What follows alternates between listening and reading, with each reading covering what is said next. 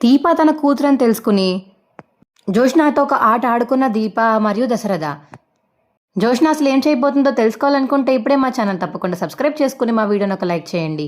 పక్కనే ఉన్న గంట సింబల్ మీద క్లిక్ చేసి నోటిఫికేషన్స్ ఆల్లో పెట్టుకోండి. అప్పుడే మేము చేసే వీడియోలు మీకు రోజు వస్తాయి. ఖచ్చితంగా సబ్స్క్రైబ్ చేసుకోండి. రామావయ్య రా, నీ కూతురు ఎవరో నేను చూపిస్తానట్టు రా అని చెప్పేసి దశరథన అయితే చేపట్టుకొని తీసుకువచ్చి దీపాన్ని చూపిస్తాడు. ఇక కార్తీక్ అయితే ఏంట్రా దీప నా కూతురా? అవును మావయ్య, దీపే నీ కూతురు అని కార్తీక్ చెప్పగానే ఇక దశరథ అయితే దీప దగ్గరికి వెళ్ళి అమ్మా దీప అని పిలవడంతో ఏంటండి మీరేంటి గుడికి వచ్చారు? బావ రమ్మని చెప్పారా ఏంటి మిమ్మల్ని? మీకు కూడా గుడికి వచ్చారు, అత్తగారిని పిలమంటారా అని దీప అంటుంటే వద్దమ్మా, నేను వచ్చింది నీకోసమే. నా కోసమా? ఎందుకు వచ్చారు అని దీప అడుగుతుంటే ఏం లేదమ్మా, ఒక నిజం తెలిసింది. ఏం నిజం తెలిసిందండి? నువ్వు నా కూతురు అని తెలిసింది అని దశరథ అనేసరికి కళ్ళల నుంచి దీపకైతే నీళ్లు తిరుగుతాయి. అదేంటి, ఎవరు చెప్పారు నాకు అని మనసులో అయితే అనుకుంటుంది దీప.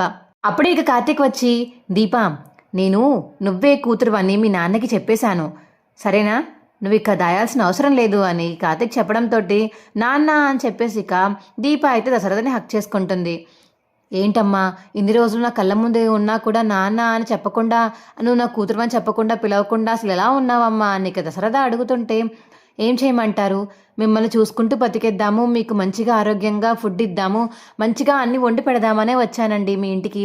కానీ చెప్పాలని మాత్రం ఎప్పుడూ అనుకోలేదు. నాకు ఈ ఆస్తి హోదా నాకు అవేమో అవద్దు. మిమ్మల్ని కళ్ళారా చూసుకుని మీ కష్టాలు బాధలు తీర్చి మీ ఇద్దరిని ఒకటి చేయాలనేదే మా ఇద్దరి ప్రయత్నం. కానీ ఆ ప్రయత్నంలో నా వల్ల మీకు ఏదో ఆపద కలిగింది. అప్పుడు నా వల్ల నేను షూట్ చేశాను అని చెప్పేసి అప్పుడు నా మీద నింద వేశారు.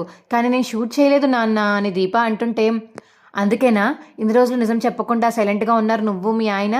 ఇద్దరు కలిసి నా కూతురని చెప్పకుండా దాచేస్తారా? నువ్వు షూట్ చేయలేదని నాకు ఎప్పుడో తెలుసు దీప, నేను నిన్ను నమ్మాను. ఆ రోజు కోర్టులో కూడా చెప్పారు కదా, గన్లోంచి వచ్చిన బుల్లెట్కి నా బాడీలో దొరికిన బుల్లెట్కి అసలు సంబంధం లేదని చెప్పారు కదా, అందుకనే నేను అప్పుడే నమ్మేశాను. అయినా నువ్వు నన్ను షూట్ చేసేంత కోపం నీ దగ్గర ఉందని నాకు తెలియదు దీప, తెలుసు కదా నాకు నువ్వు నన్ను ఎంతగా గౌరవిస్తావో, నేనంటే నీకు ఎంత గౌరవం ఉందో, సుమిత్ర అమ్మ అంటే నీకు ఎంత ఇష్టమో నాకు తెలీదా చెప్పు? నేను ఆ రోజే నమ్మాను, కోర్టు తీర్పు రాకముందు కూడా నమ్మాను, కోర్టు తీర్పు వచ్చాక మొత్తానికి నమ్మేశాను, ఎందుకంటే నువ్వు చెప్పిన మాటలు అనిక దశరథ అంటుంటే థ్యాంక్ యూ సో మచ్ నాన్న, నేను అసలు మీరు నమ్ముతారు అనుకోలేదు. నేను కూతురునని తెలియకుండా కూడా నా మీద నమ్మకం పెట్టుకున్నారంటే మీ మనసు చాలా గొప్పది నాన్న అనిక దీప అంటుంది.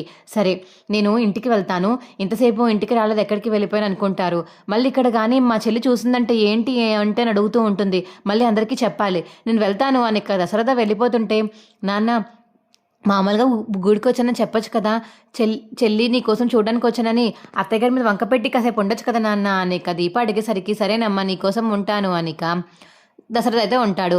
అప్పుడే కాంచన వచ్చి కాంచన అయితే దగ్గర ఉండి ఏంటన్నయ్య ఇలా వచ్చావు అని అడుగుతుంది.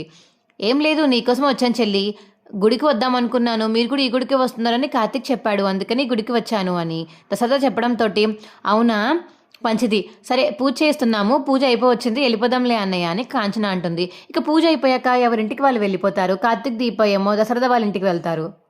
ఇక జోష తన కూతురు కాదని తెలిసిన దశరథ అయితే కోపంతో రగిలిపోతూ ఉంటాడు. నేను చేసింది నా కూతురిని ఎంత టార్చర్ పెట్టింది ఇది, పారిజాతం పిండి కూడా నా కూతుర్ని మారుస్తుందా, వీరిద్దరికి వాళ్ళు చుక్కలు చూపించాల్సిందే అని దశరథ అయితే మనసులో అనుకుంటాడు. ఇక దీపాన్ని పిలిచి అమ్మ దీప ఇవాళ ఇద్దరికి చుక్కలు చూపిద్దామా, వాళ్ళతో నేను ఆడుకుంటాను కదా, నువ్వు వెళ్ళి చీపురు పట్టుకుని వచ్చి హాల్లో తుడు, నేను చెప్తాను తర్వాత అనిక దశరథ అయితే దీపాకి చెప్పడంతో దీప అయితే వెళ్ళి లోపల నుంచి చీపురు తీసుకుని వచ్చి ఇక హాల్ తుడుస్తూ ఉంటుంది.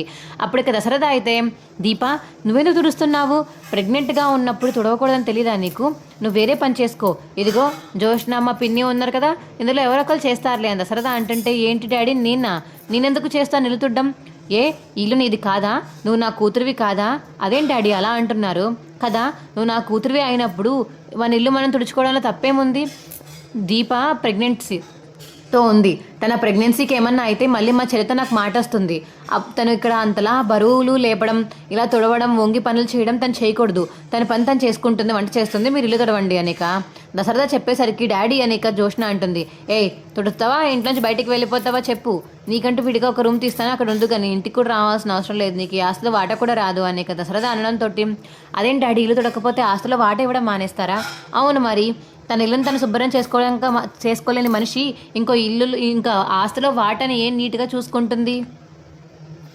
ఎలా పడితే అలా చూసుకుంటుంది, ఎలా పడితే అలా అమ్మి పడేస్తుంది. నీ మీద నాకు నమ్మకం లేదు. ముందు హౌస్ని మెయింటైన్ చేయడం నేర్చుకో, ఆ తర్వాత మిగతావన్నీ చూద్దుగానిలే. ఆ జాబ్ అయినా, ఆ కంపెనీ అయినా, సీఈఓ పొజిషన్ అయినా ఏదైనా సరే అని చెప్పేసి ఇక దసరా అన్నంతో సరే ఇవ్వండి ఇంకేం చేస్తాను నేను తుడుస్తాను అని చీపురు తీసుకుని ఇక జోష్న అయితే ఇంకా హాల్ తుడుస్తూ ఉంటుంది. ఇక దశరథ మరియు దీప అయితే ఇద్దరు నవ్వుకుంటూ ఉంటారు. బాగా అయింది దీనికి, మంచిగా చేశాడు దశరథ గారు. బాగా ఎక్కువయ్యి నా మీద ఎగురుతుంది కదా, సొంత కూతురుతో పనులు చేస్తున్నాడు. సొంత కూతురు అని తెలిసాక ఇంకా ఏమైందో ఏంటో, ఇది కూడా బాగానే చేస్తుంది, అలవాటు అవుతుందిలే మెల్లగా. సొంత కూతురే కదా ఎలాగానా, నా మనవరాలు కాదు కాబట్టి నాకేం ప్రాబ్లం లేదులే అని ఇక పార్వతం అయితే మనసులో అనుకుంటుంది. నాన్న మంచి పని చేశారు నాన్న అన్నట్టుగా దీప అయితే సైకిల్ చేసి కిచెన్ రూమ్లోకి వెళ్ళిపోతుంది. దశరథ అయితే ఇక జోష్నాకి ఇంకా పనులు చెప్పి చుక్కలు చూపిద్దామని ప్లాన్ అయితే వేస్తాడు. మా వీడియో మీకు ఎలా అనిపించిందో కింద కామెంట్ సెక్షన్లో తెలియచేయండి. మా వీడియో కనుక నచ్చితే మా వీడియోని లైక్ చేసి తప్పకుండా మా ఛానల్ సబ్స్క్రైబ్ చేసుకోండి. సబ్స్క్రైబ్ చేసుకుంటేనే రేపటి వీడియోలో మీరు ముందుగా చూడవచ్చు మా ఛానల్లో. మా వీడియోని ఒక లైక్ చేసి పక్కనే ఉన్న గంట సింబల్ మీద క్లిక్ చేయండి.